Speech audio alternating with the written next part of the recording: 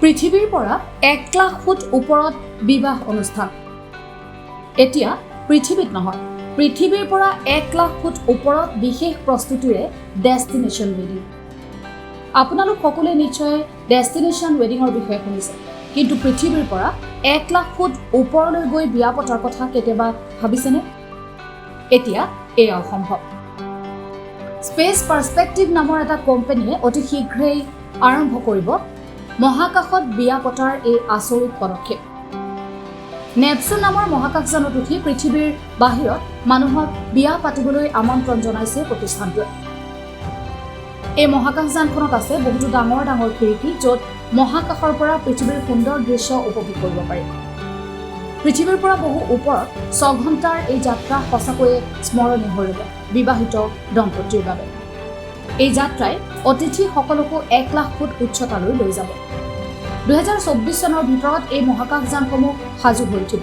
ইতিমধ্যে মানুহ ইয়াক লৈ অতিশয় উৎসাহিত হৈছে আৰু এতিয়ালৈকে বিক্ৰী হৈছে 1000 টিকট। কিন্তু কিমান খৰচ হ'ব পাৰে বাৰু আকাশত এনেদৰে বিয়া পাতিবলৈ? ইয়াৰ বাবে এজন ব্যক্তিৰ টিকটৰ মূল্য হ'ব 1 কোটি টকা। প্ৰতিষ্ঠানটোৰ ৱেবছাইটত পোৱা তথ্য অনুসৰি যাত্ৰীসকলে সমগ্ৰ বিমানখনতে এক উপভোগ্য আৰু নিমজ্জিত অভিজ্ঞতা লাভ কৰিব বুলি প্ৰতিশ্ৰুতি দিয়া হৈছে।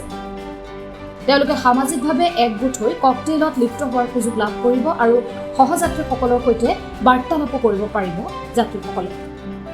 এই মহাকাশযান বা কেপচুলটোৰ বিষয়ে জানিবলৈ দি কোম্পানীটোৱে কয় যে কেপচুলটোত শৌচালয়ৰ ব্যৱস্থাও কৰা হৈছে, য'ৰ পৰা যাত্ৰীসকলে বাহিৰৰ সুন্দৰ দৃশ্য উপভোগ কৰিব পাৰিব। স্পেচ লাউঞ্জত এতিয়ালৈকে সৰ্ববৃহৎ খিৰিকীৰে নিৰ্মিত এই মহাকাশযানখনত যাত্ৰীসকলে 360 ডিগ্ৰীৰ দৰ্শনীয় দৃশ্য উপভোগ কৰিব পাৰিব। ইয়াৰ উপৰিও দ্ৰুতবেগী ৱাইফাই সংযোগো উপলব্ধ হ'ব, যাতে সেই ঠাইৰ পৰাই পৰিয়াল আৰু বন্ধু-বান্ধৱীৰ সৈতে সকলো কথা শ্বেয়াৰ কৰিব পাৰে যাত্ৰীসকলে। উল্লেখনীয় যে পাইলটৰ সৈতে মুঠ 8জন যাত্ৰীয়ে এই কেপচুলত এটা সময়ত আৰামত যাত্ৰা কৰিব পাৰিব। আনহাতে আৰামদায়ক আসনৰ সৈতে সজ্জিত এই যান এখন স্মৰণীয় বিয়াৰ বাবে অতি উপযুক্ত।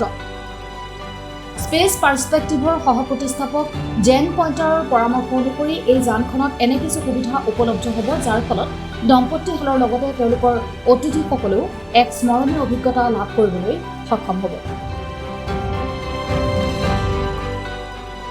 News desk, voice 24/7।